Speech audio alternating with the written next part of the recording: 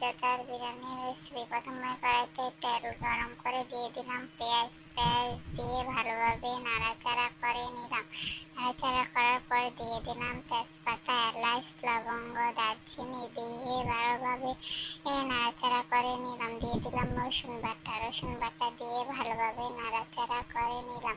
নাড়াচাড়া করে দিয়ে দিলাম আদা বাটা। আদা বাটা দিয়ে ভালোভাবে নাড়াচাড়া করে নিলাম। নাড়াচাড়া করে দিয়ে দিলাম জিরের গুঁড়া। জিরের গুঁড়া দিয়ে পরিমাণ মতো দিয়ে দিলাম লবণ।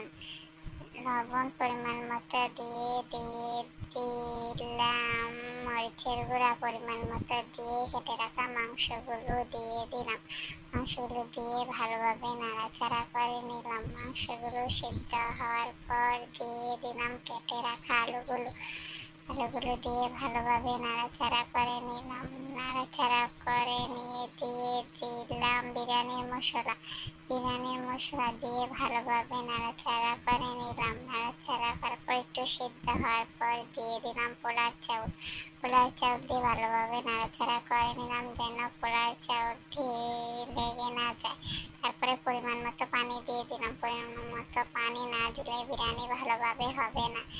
দিয়ে নাড়াচাড়া করে ঢাকনা দিয়ে রেখে দিলাম কিছুক্ষণ। দিয়ে নেড়ে চেড়ে তুলে নিলাম মজাদার ঝরঝরে বিরিয়ানি।